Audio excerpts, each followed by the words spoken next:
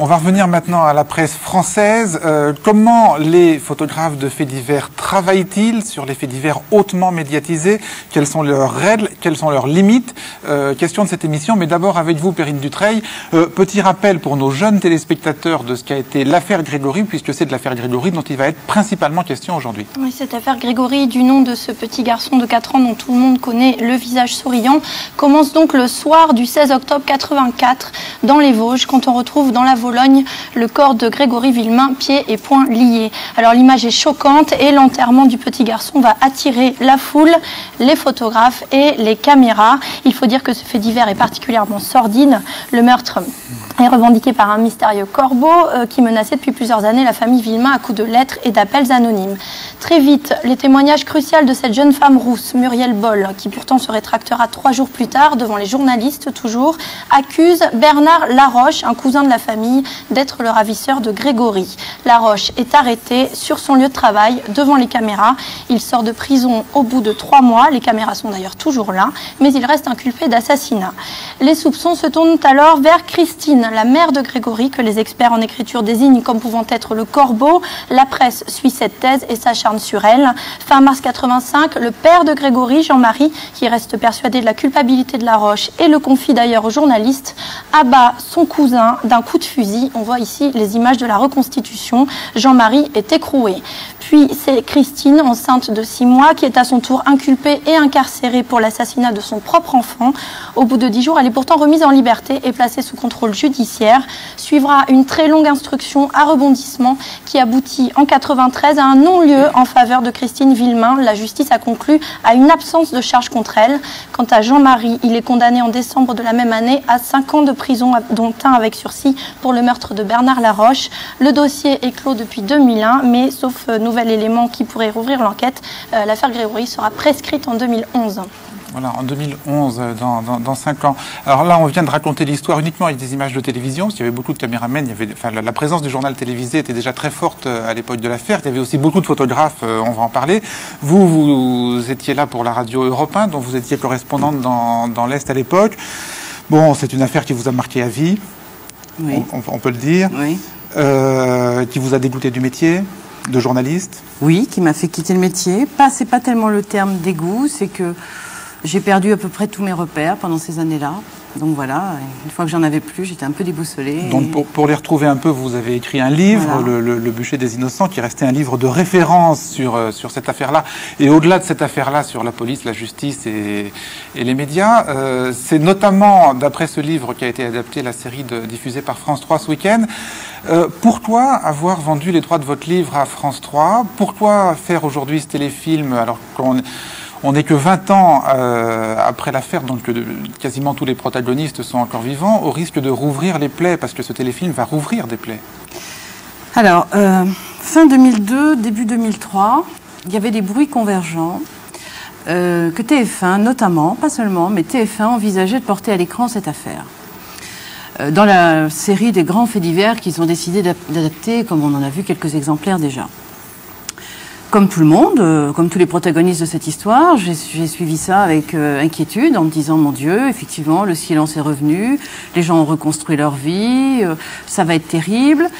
Et moi, je vais être très franche, j'ai craint que TF1, notamment, ne porte à l'écran la version dévoyée, totalement débridée, que les médias ont donné de cette affaire. Une partie des médias. Et ce que vous voulez dire, soyons clairs, c'est-à-dire la version qui faisait de Christine Villemain la coupable. Oui, pas seulement. Oui, bien évidemment, ça c'est le b.a.-ba, mais pas seulement.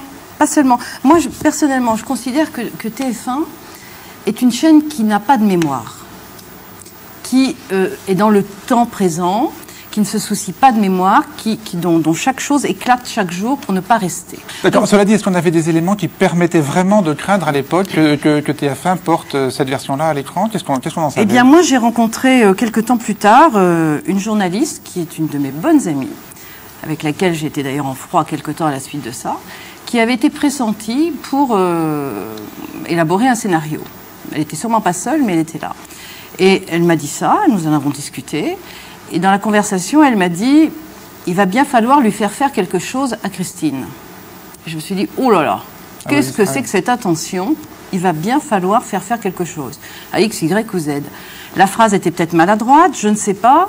Moi, ça m'a glacée et je me suis dit non. Donc c'est en quelque sorte pour prévenir ce projet et pour occuper le terrain que vous avez, en concertation avec les Villemains, puisque la série est aussi adaptée de leur livre à eux. Alors ils avaient les mêmes bruits convergents de leur côté, donc je leur ai dit qu'ils en étaient extrêmement effrayés, comme tout le monde j'imagine, parce qu'ils ont reconstruit leur vie, ça a été difficile, voilà, leur vie avait été balayée, et ils voyaient la vague venir, ils voyaient le tsunami, comme on dit, venir, et ils se disaient, ça y est, mais là on n'aura pas le courage de recommencer notre vie. Alors, le moins qu'on puisse dire, c'est que à la fois votre livre et le téléfilm ne ménagent pas les médias, ce qui en constitue en tout cas à mes yeux un des intérêts essentiels. Alors tout de suite, Perrine, avec un premier extrait, échantillon de la manière dont sont montrées l'action des journalistes. Un extrait du premier épisode, c'est l'enterrement de Grégory, déjà sous haute pression médiatique.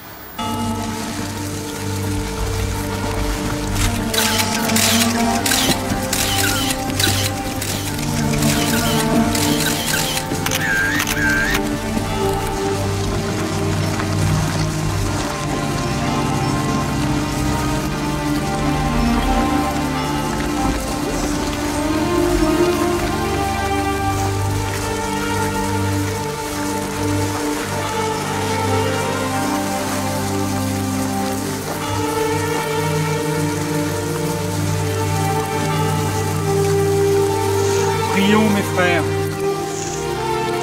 Notre Père, qui êtes aux cieux, que votre nom soit sanctifié, que votre règne vienne, que votre volonté soit faite sur la terre comme au ciel.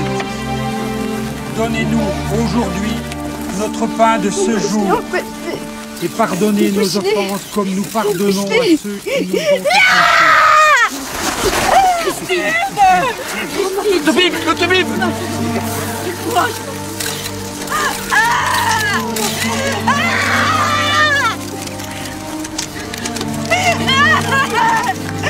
Aidez-moi.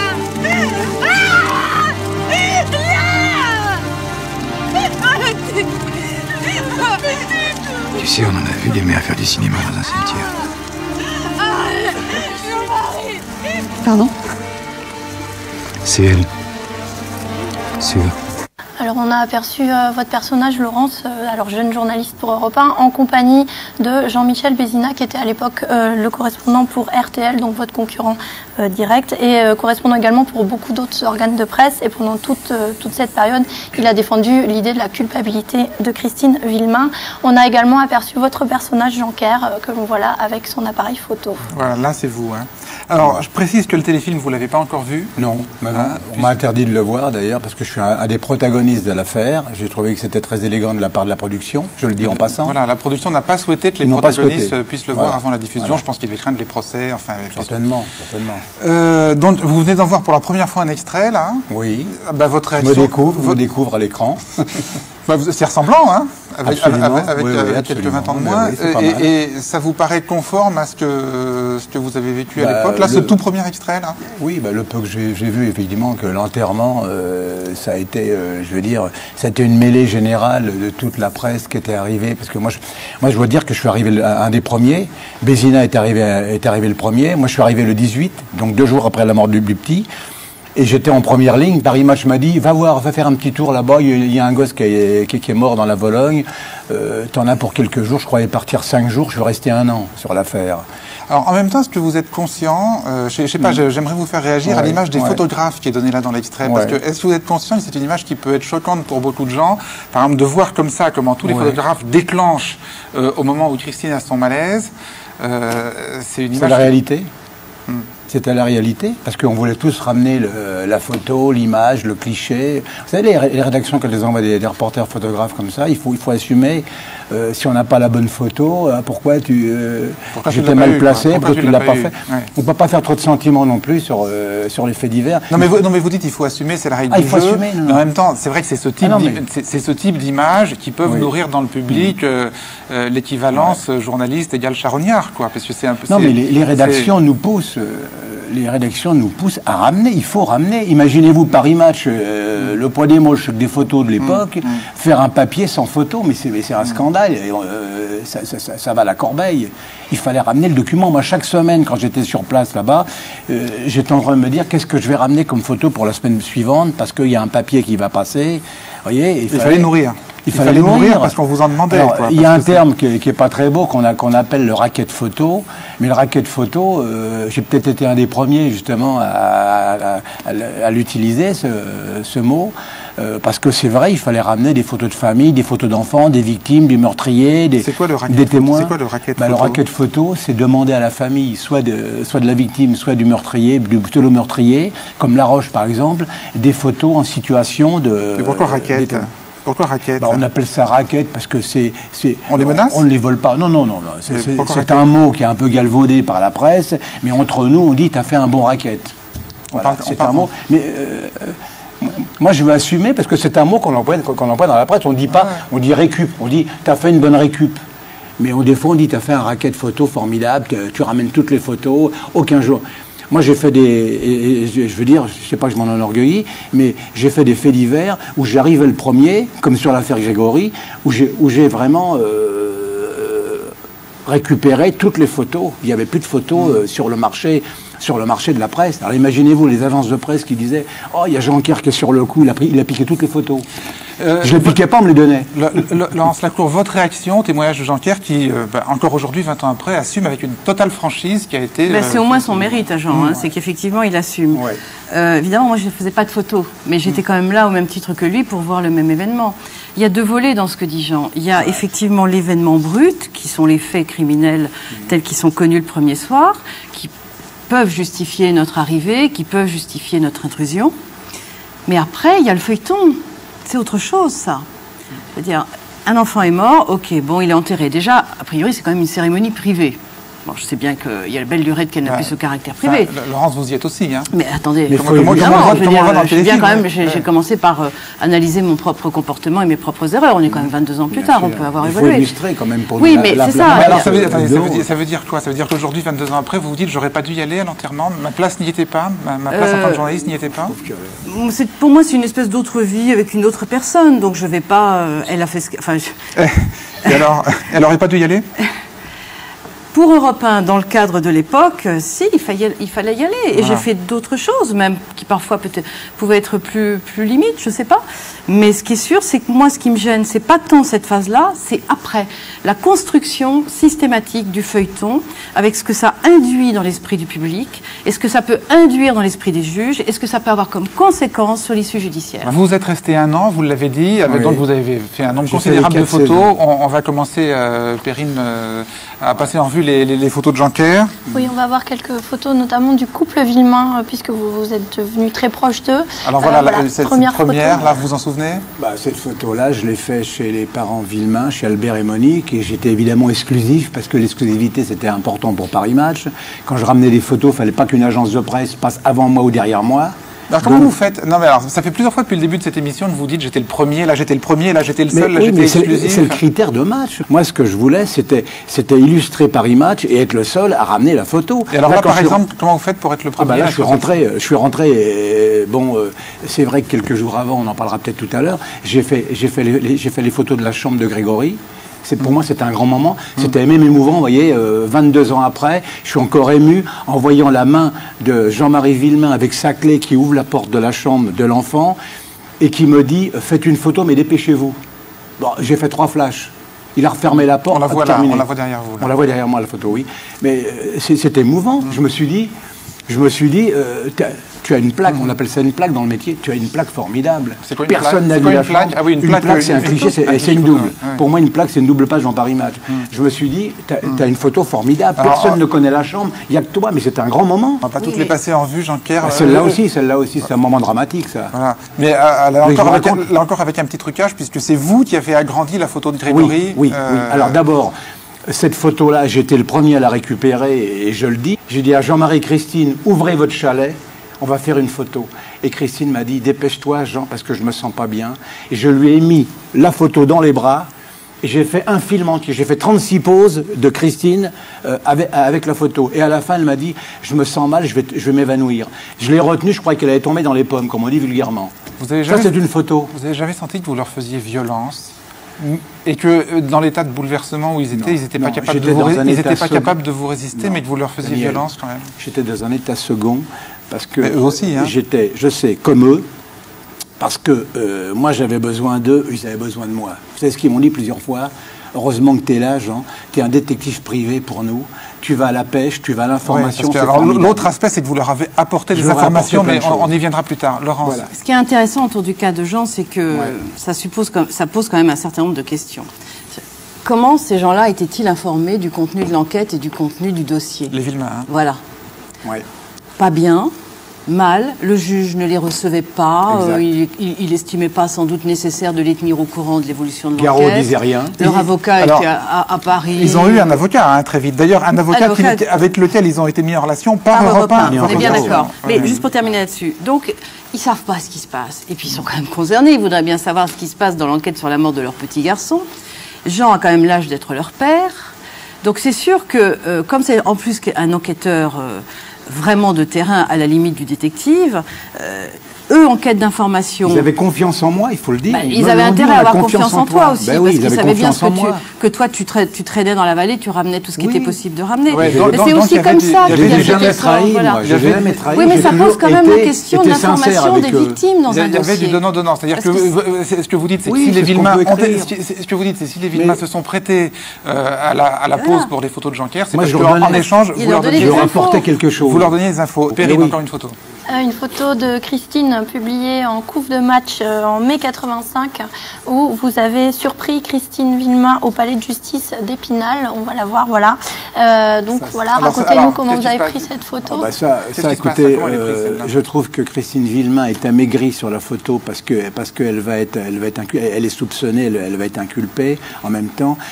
Elle a rendez-vous avec Garot chez Lambert au palais de justice à Épinal, le juge Lambert. C'est précisé pour les jeunes téléspectateurs. Le juge Lambert l'a convoqué dans son bureau, mais la gendarmerie d'Épinal a dit on va quadriller le palais, aucun journaliste ne pourra assister à l'audition de Christine Villemain. On va fermer les portes à telle heure, je ne sais plus, à 9h. Et moi je suis rentré à 8h30 dans le palais de justice, je me suis fait enfermer dans le palais de justice, je me suis caché dans une armoire, et il y avait la salle des pas perdus, il y avait un silence de cathédrale. Et dans mon armoire, j'étais bien caché, j'ai entendu les talons de Christine Villemain dans la salle des pas perdus avec Garot qui marmonnait quelques mots. Ensuite, ils sont rentrés dans le couloir, j'ai ouvert la porte de l'armoire, j'étais dans le couloir, et j'ai ouvert la porte brutalement, et j'avais simplement, pas un gros matériel, j'avais un autofocus, j'avais un petit appareil photo, et j'ai flashé. Et là, j'ouvre la porte, et Christine Villemain, elle me voit, elle sourit. Oui, parce qu'elle vous connaît, qu'elle vous aime bien. Le Garot a réagi, mais il m'a dit laissez-la tranquille, etc. Ils ont commencé à crier. Les gendarmes sont venus. Lambert a dit c'était un vieux voyou Jean-Pierre, laissez-le partir. Bon. Et un coup de chance, je termine. Ils m'ont laissé partir avec mon autofocus. Il y avait le film à l'intérieur. Bon, c'est beau. Jean-Pierre, depuis le début, on vous écoute parler. Là, évidemment, moi, je vous remercie. Je suis encore passionné. Je vous remercie pour votre franchise, parce que c'est tout à fait passionnant. Oui. Vous avez chassé le scoop. Vous nous avez bien expliqué pourquoi au début de l'émission. Quand même, aujourd'hui, est-ce que vous ne pensez pas que c'est cette course au scoop à tout prix, à l'exclusivité à tout prix, qui a pu faire déraper un peu tout le monde? C'est-à-dire que quand tout le monde est dans cette course folle, où il faut avoir l'exclusivité, il faut avoir la photo que les autres n'ont pas, le témoignage que les autres n'ont pas, est-ce que c'est pas ça qui a fait déraper tout le monde? Non, parce que ça n'a pas gêné l'information, parce que le juge Lambert a été nul. Je regrette, le juge Lambert a été d'une nullité comme j'ai jamais vu un magistrat. Non, mais écoutez, son cas est à part. Mais en ce qui concerne vous, les journalistes, Laurence, est-ce que vous pensez ça? C'est-à-dire que moi, je suis évidemment ça n'a rien fait déraper du tout. Non mais. Est-ce qu'on peut donner un exemple précis? Non, mais vous avez bien parlé. Est-ce que Laurence, est-ce qu'on peut donner un exemple? La couve d'avant. Laquelle? La couve d'avant, celle avec Marie-Ange et Christine. Alors, celle avec voilà. Oui, c'est à moi la couverture. Alors, allons-y sur cette couverture. Ça, c'est un photomontage qui est publié quelques jours après la mort de Bernard Laroche, à une époque où, évidemment, il y a une explosion de couverture médiatique, bien évidemment, mais aussi de folie, et où on commence à accuser Christine Villemain. Voilà. Bon. Cette photo-là, vous avez pris la plus jolie de Christine, et je suis désolée de le dire, la plus laide de Marie-Ange. Oui. Marie-Ange, on l'avait vue quelque temps auparavant. Oui. On l'avait vue, elle avait été amincie, elle était en tailleur, elle était maquillée, elle était assez J'avais jolie. photographié, moi aussi. Oui, Bon, alors pourquoi est-ce que Match, je veux dire, si ça participe pas, excuse-moi, mais de la construction d'une histoire, avec des antagonismes, avec des héros, des anti-héros, ça c'est Non, mais quoi? alors, C'est quelle histoire- c'est la quelle belle histoire- salope et la veuve, voilà, et la veuve pataude. C'est ça Et la l'histoire. veuve pataude. C'est qu'on entre à cette époque-là, là on est mi-avril 85, on entre dans l'histoire de la belle salope. Je suis désolée, je veux dire, et ça a été constamment comme ça. L'histoire de la belle salope, c'est Christine Villemain. Hein, parce Voilà, que c'est- donc qui dit salope dit criminel, évidemment. Alors, on peut se poser la question de l'utilité de ces photos. On peut dire, elles servent l'information. On peut dire, elles ne la servent pas. C'est une question. C'est un débat. En revanche, dans toute cette affaire aussi, Perrine, il y a eu un certain nombre de dérapages, là, pour le coup, beaucoup plus graves, c'est-à-dire de photos qui ont été carrément sorties de leur contexte et à qui on a fait dire quelque chose de tout à fait différent de ce qu'elle disait à l'origine. On va prendre plusieurs exemples. Un premier exemple, c'est cette photo de Christine Villemain qui sort du bureau du juge. On est au tout début de l'affaire. Grégory vient de mourir quelques jours avant. Donc on voit Christine éplorée avec son avocat et son mari derrière. Et donc à ce moment-là, elle est bouleversée par la présence de plein de journalistes à la sortie de ce bureau. Voilà, donc c'est quelques jours après la mort de Grégory, elle est bouleversée pour cette raison-là. Et qu'est-ce qui s'est passé par la suite, Laurence, avec cette photo? C'est vous qui nous avez mis sur la piste. Eh bien, elle sera régulièrement réutilisée, Alors, par exemple, recadrée, voilà. Et à chaque fois, elle sera supposée, parce qu'évidemment, il n'y a pas de mémoire, quoi, elle est supposée sortir du bureau du juge après un interrogatoire difficile. Ouais, non, mais surtout, ce qui est tout à fait fou, c'est qu'elle est utilisée ensuite dans une circonstance tout à fait différente, c'est-à-dire quand Christine commence à être soupçonnée d'être le corbeau. Voilà, elle va être utilisée le lendemain d'un interrogatoire chez les policiers, le lendemain de son arrivée plusieurs fois chez le juge d'instruction. Dans les quotidiens, c'est un quotidien qui s'est servi de la même photo, c'est pas une Non, mais photo vous qui est trouvez ça passée attends, dans- mais- Non, mais elle vous n'est pas trouvez- passée dans Paris Match, cette photo. Non, non, c'est les mais nuls qui sont passés. voilà, personne ne parle de match, là, on voit bien que c'est Oui, pas oui. match. Hein, Oui, mais c'est un pour dire quotidien. c'est du que- noir et blanc. C'est du noir et Non, blanc. parce que quand elle illustre sa sortie, par exemple, de la Elle PJ sourit pas, pour un elle a interrogatoire... pas un Non, mais sourire attends, béat, quand sur elle les illustre, lèvres. quand cette photo est utilisée, recadrée, le lendemain de sa sortie d'un interrogatoire de la police, bah oui, bah, le cette lecteur, qu'est-ce qu'il pense? cette Tiens, elle a été circonstance, ça va entendue par la police, ça s'est pas très bien passé, elle sort, elle est en larmes. Voilà, alors que les larmes et le contexte, c'est pas ça. Et nous, on faisait pas de la radio. On faisait pas de la radio, nous, il fallait ramener des images selon les papiers. Quand on fait un papier, on va pas la voir en train de danser la tarentelle. Deuxième exemple, Perrine. Deuxième exemple, Identique. une photo où Christine est en compagnie de son mari et d'un journaliste du Parisien. On va la voir. Lequel journaliste est venu leur proposer au couple de rédiger en fait des questions destinées à Bernard Laroche qui venait de sortir de prison. Une série de photos est prise à ce moment-là, donc on voit Christine avec le crayon en Ça, l'air c'est le et une Parisien feuille libéré. sur les genoux. Photo qui sera Ça, c'est pas- série de Elle doit- photos qui elle sera doit également rédiger- Ça, c'est pas très beau. Voilà, dans elle doit d'autres rédiger contextes. des questions à Des Bernard questions à Laroche. Bernard Hein. Et alors, celle-là aussi va être réutilisée pour illustrer quoi, Laurence? Eh bien, son personnage de Corbeau, puisqu'elle Ah. est en train d'écrire. Ça va devenir l'image du Voilà, corbeau. du corbeau. Voilà.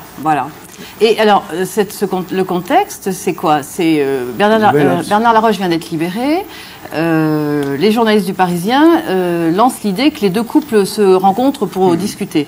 L'avocat de Bernard Laroche refuse, et c'est comme ça que ça devient le questionnaire. Et effectivement, la photo, une fois encore, resserrée, recadrée, va servir, à chaque fois qu'on dira Christine Villemain est peut-être le corbeau, ou est le corbeau, comme beaucoup l'ont asséné, c'était cette photo-là qui a illustré son personnage. Et là, vous trouvez que c'est pas très beau, je vous ai entendu le dire. Écoutez, moi j'ai une photo, moi je vais les remettre. Non, mais celle-ci, là. Ah non, c'est pas très beau, mais Pourquoi moi j'en ai une aussi. Pourquoi Vous voulez que je vous dise la vérité? Non, pourquoi, Jean? Pourquoi vous trouvez celle-là Parce que c'est un montage, je veux dire, bon, qu'on fasse une photo sur un fait bien précis en même temps, en disant, tiens, elle est prise avant Noël, la photo. Non, pas du tout, elle est prise début février 85. Ah ben moi j'ai vu une photo qui a été prise avant Noël par un gars du Parisien Ah ben ça, c'est qui joué leur a sur dit la je tombe. fais une photo à l'intérieur, etc. pour Noël. Bon, il y avait une photo de sapin à côté, bon peu importe. Mais elle a illustré un article. C'est vrai que c'est pas normal de refaire un papier après en l'accablant en disant voilà c'est ce jour-là, etc. Mais ça c'est du Ça, c'est de la presse, Alors, c'est de la presse quotidienne, c'est pas de l'hebdo. Parce que nous, un match, on a changé sans arrêt de photo. Hein. Oui, non, mais Vous avez vu un peu la série que j'ai sortie. Non, absolument. Avec le nombre que vous avez sorti, au moins, vous n'avez pas eu à réutiliser les mêmes dans des contextes différents. Que l'enfant, que le petit Grégory. Dernier exemple, Perrine, alors là, c'est encore plus incroyable. D'ailleurs, c'est une photo de vous, Jean-Claire, une photo parue dans Paris Match au moment où Christine est fortement soupçonnée d'être le corbeau. Sur cette photo, Jean-Marie semble regarder sa femme et la légende nous dit que dans ce regard, il y a une insupportable interrogation. Sauf que cette photo, on l'avait vue auparavant et elle n'a rien à voir avec ce contexte. Oui, voilà. Alors, à quelle occasion elle a été prise, cette photo Ça, Jean peut le dire mieux pas, c'est lui qui l'a prise. Alors, cette photo, je l'ai faite à l'intérieur du chalet. Je leur avais montré, je leur avais fait écouter une cassette. Je crois qu'ils sont en train d'écouter une cassette, d'ailleurs. Là, voilà, ils sont alors, soyons précis. Ils écoutent une cassette en même temps. Ils sont en train d'écouter une cassette. Qu'est-ce qu'il y a sur cette cassette? Il y avait un témoignage quelconque, je ne sais plus, j'en ai fait écouter plusieurs cassettes, vous savez, tout le monde le sait maintenant. Hein, et ils écoutent religieusement, etc. Et moi, évidemment, j'ai mon appareil photo, je me dis, bon, ils sont chez eux, bon, il n'y a plus de meubles, un petit peu, il n'y a plus grand-chose, et je fais des photos. Et j'envoie mes films, parce qu'à l'époque, bon, on n'envoyait pas par ordinateur, j'envoie mes photos par la poste, par le train. Et puis je suis resté sur place et j'ai eu la surprise, évidemment, parce qu'on a quand même des surprises, les reporters, on ne maîtrise pas tout. J'ai eu la surprise que la rédaction a titré en même temps le doute sur la culpabilité de... Non, c'est pas en même temps, c'est pas en même temps, puisqu'elle a été publiée plusieurs fois. Ils s'en sont resservis après, quand elle a été, oui, exactement, quand elle a été soupçonnée. Match, d'ailleurs le papier n'est pas de moi, il est Jean-Michel Caradec, regardez la signature, et Jean-Michel Caradec, le texte n'est pas de moi. Vous avez trouvé ça bien qu'ils s'en resservent dans ce contexte-là? Non, je n'ai pas apprécié. Attends, non, mais non parce que je ne l'ai pas fait dans ce but-là. Il s'en resserve, mais il resserre, il recadre, et donc le doute, l'interrogation, elle porte sur le contenu de la cassette et de ce que tu leur as fait entendre à ce moment-là, alors que l'article dit que Jean-Marie doute de sa femme en la regardant. Oui, mais ça, j'assume. Hein, vous assumez quoi? J'assume la photo, mais j'assume pas l'exploitation. J'assume pas l'exploitation de la photo en deuxième parution. Vous assumez pas la deuxième légende? Non, je l'assume pas du tout. Pas du tout. Parce qu'ils m'ont pas prévenu, j'étais à l'Épange, moi j'étais à Épinal, j'étais dans le kiosque à acheter Paris Match, en voyant mes photos dedans. David, vous, pour faire ces photos-là, vous étiez très en confiance avec le couple.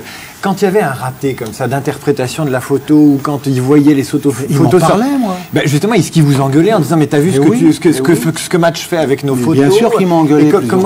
Comment il n'y avait pas de rupture de confiance dans ce cas-là? Ils m'ont engueulé.